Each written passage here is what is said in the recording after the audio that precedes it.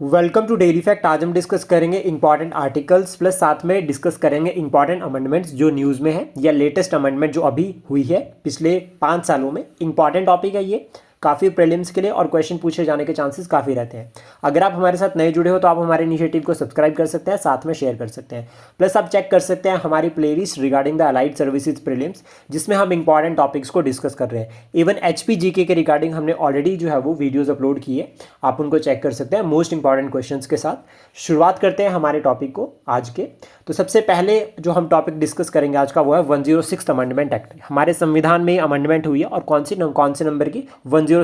ये अमेंडमेंट भी बहुत इंपॉर्टेंट है, प्लस साथ में ईयर भी बहुत ज़्यादा इंपॉर्टेंट है। और ये अमेंडमेंट लिंक करती है वुमेन रिजर्वेशन के साथ, और 1/3 रिजर्वेशन जो है वो लोकसभा और स्टेट लेजिस्लेटिव असेंबली में जो है वो देने की बात ये बिल करता है, जिसमें कहा गया है कि पीरियोडिक रोटेशन एक तो रहेगी और साथ में जो रिजर्वेशन है वो डीलिमिटेशन कमीशन के बाद जो है वो अप्लाइड हो जाएगी। डीलिमिटेशन कमीशन यानी कि हर सेंसस के बाद जो है वो सरकार को क्या करना पड़ता है, डीलिमिटेशन कमीशन को अपॉइंट करना पड़ता है। और जो डीलिमिटेशन कमीशन का आर्टिकल है वो आप कमेंट बॉक्स में बता सकते हैं कि कौन से आर्टिकल के अंडर जो है वो हमारे संविधान में डीलिमिटेशन कमीशन को मेंशन किया गया है। ये टॉपिक बहुत ज़्यादा इंपॉर्टेंट रहेगा। इंपॉर्टेंट आर्टिकल्स जो है वो रिजर्वेशन के साथ लिंक करते हैं, आर्टिकल 330 और 332। 330 जो है वो लोकसभा के लिए रिजर्वेशन से लिंक करता है और 332 जो है वो स्टेट लेजिस्लेटिव असेंबली यानी कि विधानसभा। इंपॉर्टेंट है दोनों।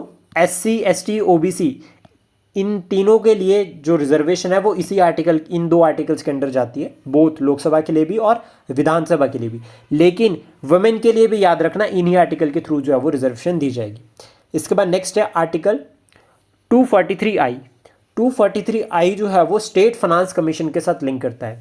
ये बहुत ज़्यादा इंपॉर्टेंट है। स्टेट फाइनेंस कमीशन जो है वो उसके अपॉइंटमेंट गवर्नर करते हैं और 5 साल का टेन्योर होता है। स्टेट फाइनेंस कमीशन का जो इंपॉर्टेंट रोल है वो है कि जो डेमोक्रेटिक डिसेंट्रलाइजेशन, जो प्रिंसिपल हमारी डेमोक्रेसी का एक बेडरॉक प्रिंसिपल है, गांधीयन प्रिंसिपल है कि पंचायती राज सिस्टम को भी प्रमोट करना, कि ग्रास रूट लेवल पर जो है वो डेमोक्रेसी को प्रमोट किया जाए। तो उसके लिए जो है वो स्टेट फाइनेंस कमीशन यानी कि फाइनेंसेस को भी डिस्ट्रीब्यूट करना है, तो ये इसके लिए जो है वो फाइनेंस कमीशन अपॉइंट किया जाता है अंडर आर्टिकल 243I। ये आर्टिकल बहुत ज़्यादा इंपॉर्टेंट है। देन उसके बाद आर्टिकल 323A। पार्लियामेंट के पास पावर होती है to constitute administrative tribunal both at centre and state. ये सिर्फ पावर पार्लियामेंट के पास ही होती है। ये बहुत इंपॉर्टेंट आर्टिकल है, एक बार एग्जाम में ऑलरेडी पूछा भी गया है। देन उसके बाद article 39A free legal aid that mandates, मतलब free legal aid to citizen, poor citizen. ठीक है, इसमें क्या कहा गया है कि जो पुअर सेक्शन है, यानी कि ये आर्टिकल मैंडेट करता है to ensure justice with equal opportunity including free legal aid provision.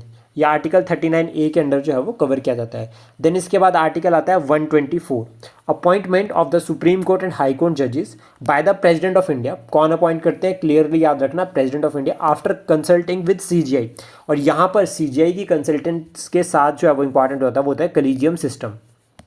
Senior most जजेस इसको कंप्राइज करते हैं इंक्लूडिंग CGI, जो रेकमेंड करते हैं नाम, फिर जो है वो प्रेसिडेंट ऑफ इंडिया अपॉइंट करते हैं।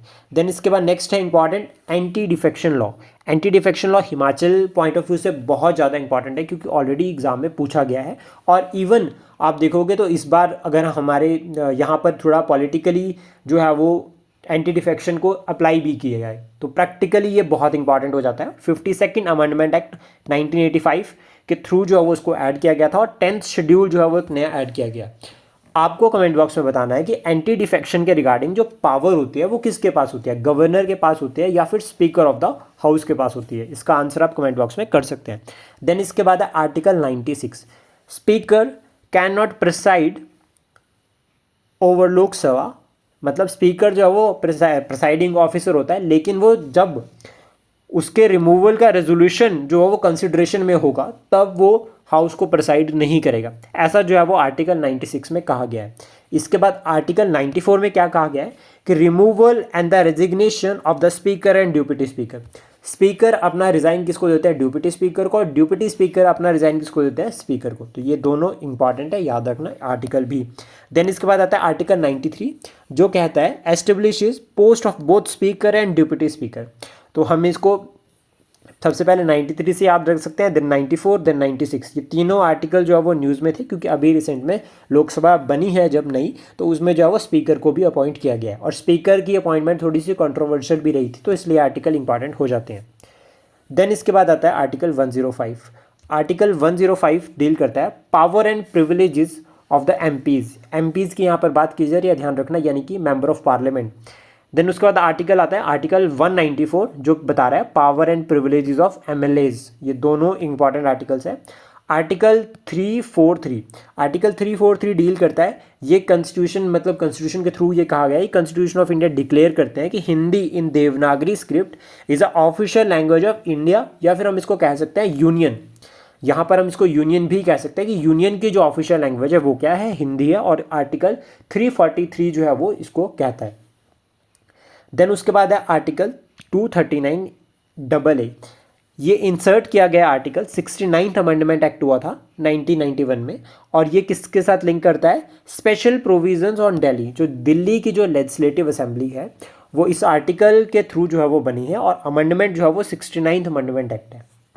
देन उसके बाद है article 163, governor is bound by the aid and advice of the council of minister. ये बहुत इंपॉर्टेंट आर्टिकल रहने वाला है, क्योंकि अभी गवर्नर और सीएम यानी कि काउंसिल ऑफ मिनिस्टर, इन दोनों के बीच में जो है वो थोड़ा बहुत जो है वो फ्रिक्शन शुरू हो गया है। हम देख सकते हैं कि अभी जो वीसी का अपॉइंटमेंट के रिगार्डिंग, जो हमारी जो कृषि वानिकी यूनिवर्सिटी है पालमपुर वाली, उसके रिगार्डिंग जो है वो जो वीसी के अपॉइंटमेंट का बिल जो है वो गवर्नर ने रिजर्व किया प्रेसिडेंट के लिए, तो उसकी वजह से थोड़ा न्यूज़ में रह सकता है टॉपिक, तो ये इंपॉर्टेंट है। और यहाँ पर ये कहा गया है कि गवर्नर पर जो है वो गवर्नर बाउंड होते हैं aid and advice of council of minister, लेकिन एक्सेप्शन है डिस्क्रिशनरी पावर के केसेस में। आर्टिकल 200 लिंक करता है गवर्नर के असेंट के साथ, कि governor assent is necessary for a bill to becoming act, या फिर कानून बनने के लिए उसको गवर्नर के असेंट जरूरी है। आर्टिकल 262 ये बहुत इंपॉर्टेंट है, इंटरस्टेट वाटर डिस्प्यूट, और इसके रिगार्डिंग हमें जो याद रखना है कि जो वाटर है वो 7th शेड्यूल में स्टेट लिस्ट का सब्जेक्ट है। सेंटर सिर्फ कॉन्स्टिट्यूशनल रोल प्ले कर सकता है, कॉन्स्टिट्यूशनल प्रोविजंस बना सकता है, लेकिन सारा का सारा मैटर स्टेट लिस्ट पर डिपेंड करता है, स्टेट के ऊपर डिपेंड करता है। नेशनल वाटर पॉलिसी 2012 लिंक करती है इसके साथ, जिसमें मेन फोकस जो किया जा रहा है वो water scarcity, inequality in distribution, irregular और लैक ऑफ साइंटिफिक प्लानिंग, जो हमारी प्रॉपर प्लानिंग नहीं है, जैसे for example inter linking of river जो है वो प्रॉपर नहीं हो पा रही है, तो उस वजह से भी जो है वो ये नेशनल वाटर पॉलिसी में मेन ऑब्जेक्टिव रहे। देन उसके बाद आर्टिकल 280 जो लिंक करता है फाइनेंस कमीशन के साथ। फाइनेंस कमीशन एस्टेब्लिश किया गया 1951 में। फर्स्ट जो फाइनेंस कमीशन थे वो थे केसी नियोजी 1952 से 57, इंपॉर्टेंट। देन उसके बाद जो हमें याद रखने हैं, क्योंकि अभी 16th अपॉइंट हुआ है, तो इसलिए हमें 12th, 13th, 14th, 15th, 16 ये पांचों के पांचों याद रखने बहुत ज़रूरी है। तो जो 12th थे वो थे सी रंगाराजन, 13th है doctor Vijay Kelkar, 14th YV Reddy, 15th NK Singh, और 16th अरविंद पनगरिया। कमेंट बॉक्स में आप बता सकते हैं कि जो आपका president of India finance commission को अपॉइंट करते हैं, टेन्योर कितने साल का है फाइनेंस कमीशन का, प्लस कितने मेंबर्स होते हैं, उनका आंसर आप कमेंट बॉक्स में कर सकते हैं। देन उसके बाद हम बात करेंगे आर्टिकल 312 के बारे में। ऑल इंडिया सर्विसेज लिंक करते हैं, और राज्यसभा के पास ये स्पेशल पावर होते हैं कि अगर कोई पोस्ट क्रिएट करनी है, नई पोस्ट बनानी है ऑल इंडिया सर्विसेज, तो उसका रेजोल्यूशन सिर्फ राज्यसभा में ही इंट्रोड्यूस होगा। आर्टिकल 82 लिंक करता है डीलिमिटेशन कमीशन के साथ। हर एक सेंसस के बाद जो वो डीलिमिटेशन कमीशन जो वो अपॉइंट किया जाएगा। एक क्वेश्चन है आपके लिए, ऑलरेडी एग्जाम में पूछा भी गया है कि अभी तक कितने डीलिमिटेशन कमीशन जो है वो अपॉइंट किए गए हैं। सेंट्रल लेवल पर हम बात कर रहे हैं यहाँ पर कि हर एक सेंसस के बाद जो है वो एक डीलिमिटेशन कमीशन अपॉइंट होगा। तो अभी तक कितने डीलिमिटेशन कमीशंस को अपॉइंट कर दिया गया है, इसका आंसर आप कमेंट बॉक्स में कर सकते हैं। और अगर हम यहाँ पर बात करें फाइनेंस कमीशन में, तो फाइनेंस कमीशन में जो है वो 5 मेंबर्स होते हैं, और 5 ही ईयर जो है वो उसका टेन्योर होता है। देन उसके बाद फर्स्ट अमेंडमेंट जो हमारी संविधान में हुई थी वो हुई थी 1951 में, और 9 शेड्यूल को जो है वो ऐड किया गया था।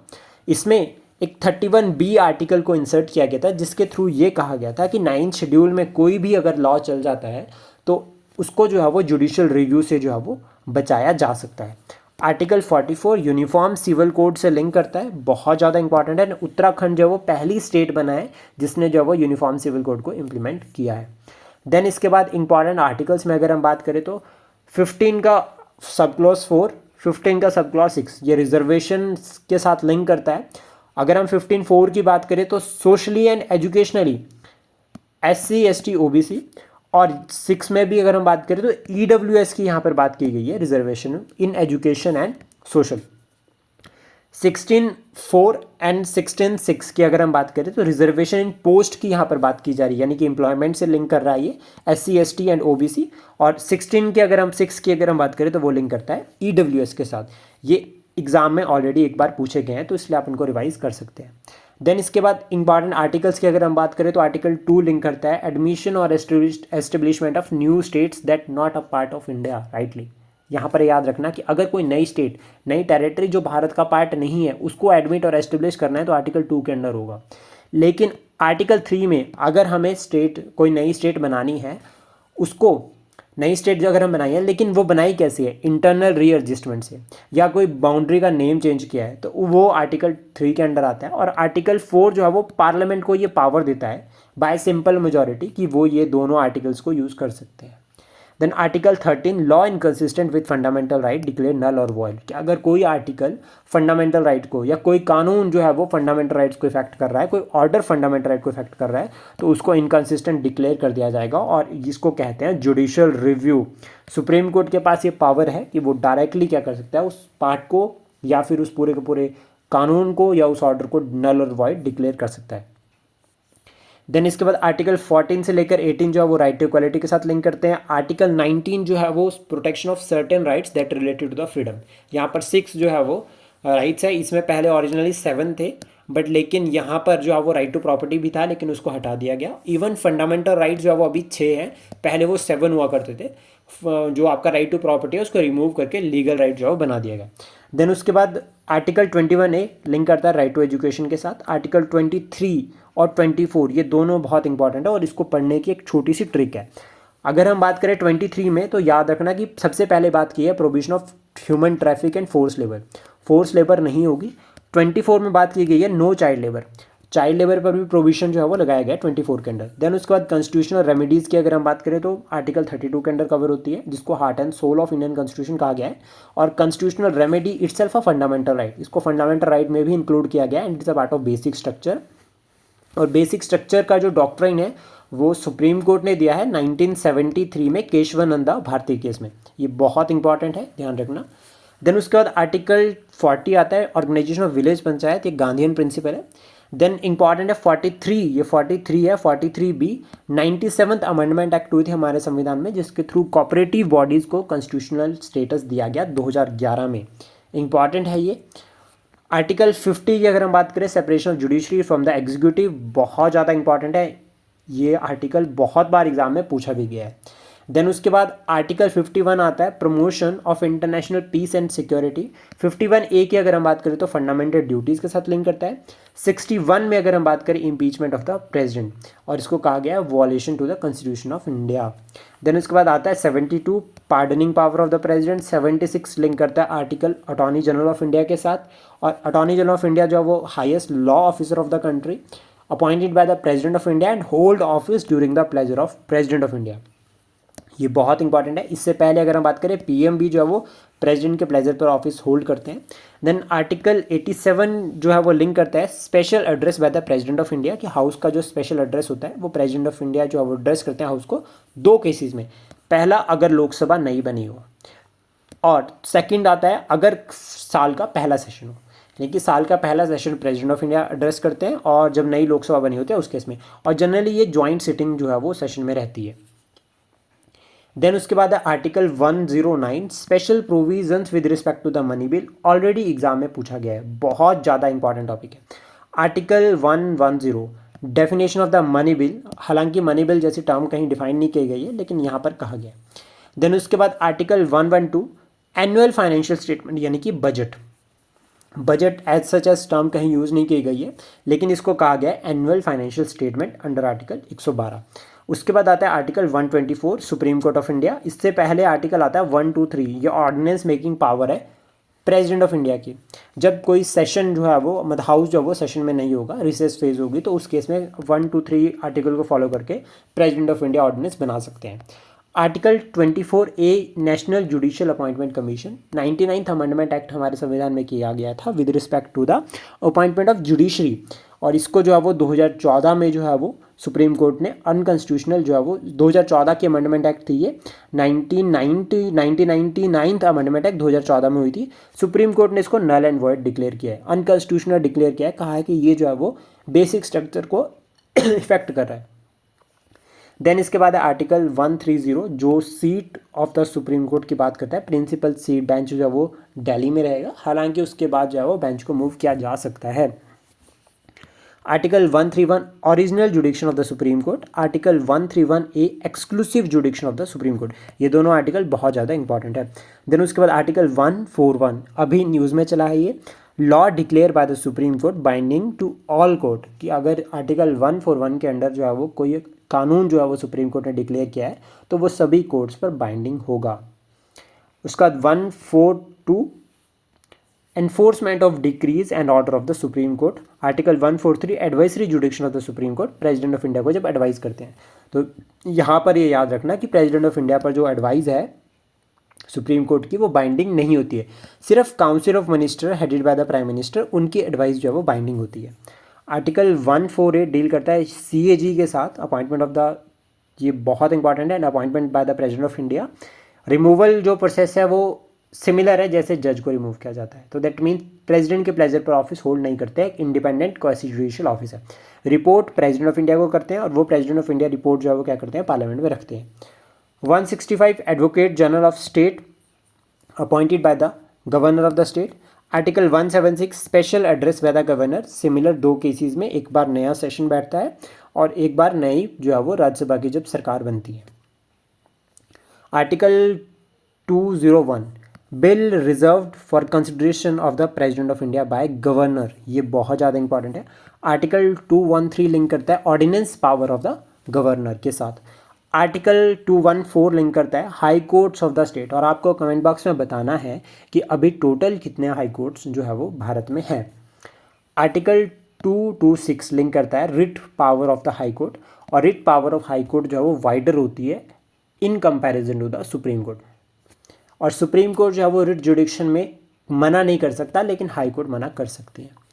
आर्टिकल 243 लिंक करता है पंचायत के साथ और साथ में म्यूनसिपैलिटीज़ के साथ, यानी कि 3 टायर सिस्टम ऑफ गवर्नमेंट या डेमोक्रेटिक डिसेंट्रलाइजेशन जिसको कहा जाता है, उसके लिए आर्टिकल लिंक करता है 243। इंपॉर्टेंट है इसमें 243A जो ग्राम सभा के बारे में बताता है, जो कंप्राइज करती है जितने भी जो वोटर्स होते हैं वो सभी इसका मेंबर होते हैं। एलिजिबल जो वोटर्स होते हैं यानी कि 18 साल से ऊपर आप जो है वो वोटिंग के लिए एलिजिबल हो जाते हो, तो वो सभी जो है उसका पार्ट होते हैं। 243B में अगर हम बात करें तो कॉन्स्टिट्यूशन ऑफ पंचायत की बात की गई है। 243D में रिजर्वेशन की बात की गई है, और यहाँ पर वुमेन के लिए रिजर्वेशन की बात भी की गई है, तो ये बहुत ज़्यादा इंपॉर्टेंट हो जाता है। देन उसके बाद आर्टिकल 243I ये फाइनेंस कमीशन के साथ लिंक करता है। देन यानी कि finance commission, state finance commission की हम बात करें। आर्टिकल 300A लिंक करता है राइट टू प्रॉपर्टी के साथ। इंपॉर्टेंट आर्टिकल्स में अदर आर्टिकल है आर्टिकल 315 जो लिंक करता है UPSC के साथ, यानी कि यूनियन पब्लिक सर्विस कमीशन, और ये रिसेंटली न्यूज़ में इसलिए भी है क्योंकि अभी न्यू चेयरमैन जो है वो अपॉइंट हुई है, तो उसका नाम आप कमेंट बॉक्स में बता सकते हैं कि अभी रिसेंटली किसको अपॉइंट किया गया है as a chairman of UPSC after Manoj Soni resignation. Then उसके बाद इंपॉर्टेंट आर्टिकल्स में अगर हम बात करें तो 338A-B ये दोनों इंपॉर्टेंट है, national commission for SC, national commission for ST और नेशनल कमीशन फॉर OBC, ये तीनों बहुत ज़्यादा इंपॉर्टेंट आर्टिकल है और डायरेक्ट क्वेश्चन एक पूछे जाने के चांसेस एग्जाम में रहेंगे। देन उसके बाद आर्टिकल 243 ऑफिशियल लैंग्वेज यूनियन की जो वो हिंदी है। आर्टिकल 350A लिंक करता है facilitate for the instructions in mother tongue eight primary stage, की जो प्राइमरी लेवल पर जो अगर इंस्ट्रक्शंस वगैरह प्रोवाइड करनी है तो that is in mother tongue. Article 350B special officer for linguistic minorities, ये आर्टिकल एक बार पूछा गया है एग्जाम में। देन इसके बाद है आर्टिकल 352 नेशनल इमरजेंसी इसके साथ लिंक करता है। 356 जो है वो लिंक करता है नेशनल इमरजेंसी, स्टेट इमरजेंसी के साथ और प्रेसिडेंट रूल के साथ। देन उसके बाद अगर हम बात करें 360 तो वो लिंक करता है फाइनेंशियल इमरजेंसी के साथ। आपको कमेंट बॉक्स में बताना है कि जो सबसे पहले प्रेसिडेंट रूल है या स्टेट इमरजेंसी है वो कौन सी स्टेट में लगी थी। इवन हिमाचल प्रदेश में कितनी बार जो प्रेसिडेंट रूल लगा है उसका आंसर भी आप कमेंट बॉक्स में कर सकते हैं।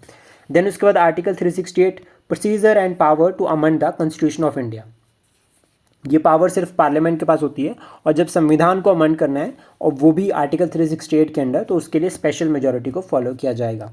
लेटेस्ट अमेंडमेंट की अगर हम बात करें यहाँ पे तो 99th amendment act national judicial appointment commission 2014 में आया था। उसका 100 की अगर हम बात करें तो टेरिटरी ट्रांसफ़र की थी हमने बांग्लादेश को, और बांग्लादेश को अगर टेरिटरी ट्रांसफ़र करनी है तो उस केस में कॉन्स्टिट्यूशनल अमेंडमेंट हुई है under article 368 with special majority. 101 amendment act की अगर हम बात करें तो जीएसटी के साथ लिंक करता है, 2016 में आया था। 102 की अगर हम बात करें conferred constitutional status to backward classes, 2018 में ये एक्ट जब वो आया है। 103 की अगर हम बात करें तो ईडब्ल्यूएस के साथ 2019 में आया था, यानी कि इकोनॉमिकली वीकर सेक्शन। 104 की अगर हम बात करें extension of the reservation to SC/ST in Lok Sabha and the state assembly till 2030, 2030 तक जो वो एक्सटेंशन किया गया है रिजर्वेशन के लिए। इसके बाद नेक्स्ट है 105th amendment act restore the power of the state government and the union territories to identify the socially and educationally backward classes, 105th में है। 106th जो है वो रिजर्वेशन टू द वुमेन 1/3। इसके रिगार्डिंग हमने आर्टिकल्स की बात की थी अभी सबसे पहले शुरुआत में, तो उसका आंसर आप कमेंट बॉक्स में कर सकते हैं। Thank you, please support, share and subscribe daily fact.